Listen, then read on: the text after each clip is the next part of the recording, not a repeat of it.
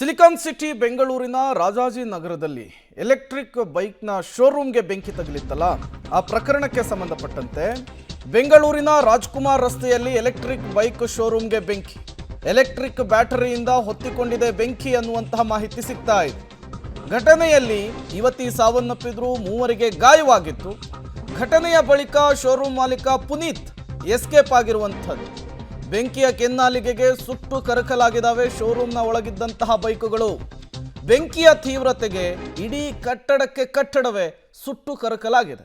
ನೀವು ಕೂಡ CCTV ಫುಟೇಜನ್ನು ಗಮನಿಸ್ತಾ ಇದ್ದೀರಿ, ಯಾವ ರೀತಿ ಬೆಂಕಿ ಧಗಧಗಿಸಿತ್ತು ಅಂತ ಹೇಳಿ. ಕ್ಷಣಾರ್ಧದಲ್ಲಿ ಕಣ್ಣು ಮುಚ್ಚಿ ಕಣ್ಣು ಬಿಡುವಷ್ಟರಲ್ಲೇ ಇಡೀ ಕಟ್ಟಡಕ್ಕೇನೆ ಬೆಂಕಿ ಆವರಿಸ್ಕೊಂಡಿತ್ತು. ಸದ್ಯ ಕಟ್ಟಡದ ಪರಿಸ್ಥಿತಿ ಹೇಗಿದೆ ಅನ್ನೋದನ್ನು ಗಮನಿಸ್ತಾ ಇದ್ದೀರಿ. ಮತ್ತೊಂದು ಕಡೆ ಈ ಅಗ್ನಿ ಅವಘಡದಲ್ಲಿ ಮೃತಪಟ್ಟಂತಹ ಪ್ರಿಯಾ ಫೋಟೋವನ್ನು ಗಮನಿಸ್ತಾ ಇದ್ದೀರಿ. ಅಕೌಂಟೆಂಟ್ ಆಗಿ ಅವರಲ್ಲಿ ಕೆಲಸವನ್ನು ನಿರ್ವಹಿಸ್ತಾ ಇದ್ರು. ಒಟ್ಟು 6 ರಿಂದ 7 ಜನ ಒಳಗಿದ್ರು, ಎಲ್ಲರೂ ಕೂಡ ಹೊರಬಂದರು. ಬಟ್ ಪ್ರಿಯಾ ಈ ದುರಂತದಲ್ಲಿ ಸಾವನ್ನಪ್ಪಿದ್ದಾರೆ. ಇವತ್ತು ಅವರ ಬರ್ತ್ಡೇ ಇತ್ತು ಅಂಥೇಳಿ ಅವರ ತಂದೆ ಕೂಡ ಹೇಳ್ತಾ ಇದ್ರು. ಈ ಘಟನೆ ಆಗ್ತಾ ಇದ್ದ ಹಾಗೇನೆ ಶೋರೂಮ್ನ ಮಾಲೀಕ ಅಪ್ಸ್ಕ್ಯಾಂಡ್ ಆಗಿದ್ದಾರೆ, ತಲೆಮರೆಸ್ಕೊಂಡಿದ್ದಾರೆ ಪುನೀತ್ ಅಂಥೇಳಿ. ಪೊಲೀಸರ ಇನ್ವೆಸ್ಟಿಗೇಷನ್ ಕೂಡ ಚುರುಕುಗೊಂಡಿರುವಂಥದ್ದು. ಪ್ರಾಥಮಿಕವಾಗಿ ಸಿಗ್ತಾ ಇರುವಂತಹ ಮಾಹಿತಿ, ಶಾರ್ಟ್ ಸರ್ಕ್ಯೂಟ್ನಿಂದ ಈ ಅಗ್ನಿ ಅವಘಡ ಆಗಿದೆ ಅನ್ನುವಂತಹ ಮಾಹಿತಿ. ಲಕ್ಷಾಂತರ ರೂಪಾಯಿ ಬೆಲೆ ಬಾಳುವಂತಹ ಬೈಕುಗಳು, ಎಲೆಕ್ಟ್ರಿಕ್ ಬೈಕುಗಳು ಸುಟ್ಟು ಕರಕಲಾಗಿದೆ, ಸುಟ್ಟು ಭಸ್ಮವಾಗಿರುವಂತಹ ವಿಜುವಲ್ಸನ್ನು ನೀವು ಗಮನಿಸ್ತಾ ಇದ್ದೀರಿ. ನಿನ್ನೆ ಬೆಂಗಳೂರಿನ ರಾಜಾಜಿನಗರದ ಡಾಕ್ಟರ್ ರಾಜ್ಕುಮಾರ್ ರಸ್ತೆಯಲ್ಲಿರುವ ಎಲೆಕ್ಟ್ರಿಕ್ ಸ್ಕೂಟರ್ನ ಶೋರೂಮ್ಗೆ ಬೆಂಕಿ ಬಿದ್ದಿತ್ತು. ಬೆಂಕಿಯಲ್ಲಿ ಓರ್ವ ಕೆಲಸ ಮಾಡ್ತಿದ್ದಂತಹ ಯುವತಿ ಸಜೀವವಾಗಿ ದಹನವಾಗಿದ್ಲು. ಇದೀಗ ಆ ದೃಶ್ಯಗಳನ್ನು ನೀವು ನೋಡ್ತಿದ್ದೀರಿ. ರಾಜ್ಕುಮಾರ್ ರಸ್ತೆಯಲ್ಲಿರುವ ಈ ಕಟ್ಟಡದಲ್ಲಿ ಮೈ EV ಅಂತೇಳಿ ಒಂದು ಎಲೆಕ್ಟ್ರಿಕ್ ಸ್ಕೂಟರ್ನ ಶೋರೂಮ್ ಇದು.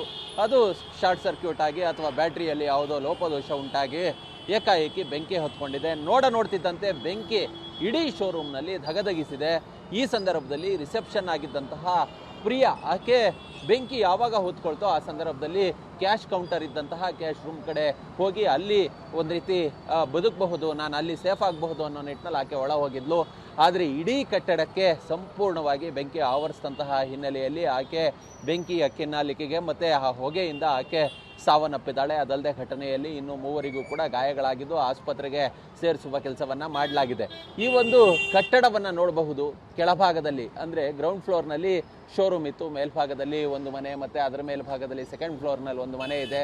ಈ ಮನೆಗಳಿಗೂ ಕೂಡ ಸಂಪೂರ್ಣವಾಗಿ ಹಾನಿಯಾಗಿದೆ. ಇಡೀ ಸಂಪೂರ್ಣವಾಗಿ ಕಟ್ಟಡ ಇದೀಗ ಬೆಂಕಿಯಿಂದ ಹಾನಿಗೆ ಒಳಗಾಗಿದೆ. ಇನ್ನು ಕಟ್ಟಡದ ಮಾಲೀಕ ಪುನೀತ್ ಅಂತೇಳಿ ಗೊತ್ತಾಗ್ತಿದೆ, ಆದರೆ ಪುನೀತ್ ಈವರೆಗೂ ಕೂಡ ಸಿಕ್ಕಿಲ್ಲ, ತಲೆಮರೆಸ್ಕೊಂಡಿದ್ದಾರೆ ಅನ್ನೋ ಮಾಹಿತಿಗಳು ಲಭ್ಯವಾಗ್ತಿದೆ. ನಿನ್ನೆ ಈ ಒಂದು ಘಟನೆ ನಡೆದಂತಹ ಸಂದರ್ಭದಲ್ಲಿ ಅಗ್ನಿಶಾಮಕ ದಳದ ಸಿಬ್ಬಂದಿ, ರಾಜಾಜಿನಗರ ಪೊಲೀಸರು ಬೆಂಕಿಯನ್ನು ಹತೋಟಿಗೆ ತರುವಲ್ಲಿ ಸಾಕಷ್ಟು ಶ್ರಮವನ್ನು ವಹಿಸಿದ್ರು. ಅದಾದ ಬಳಿಕ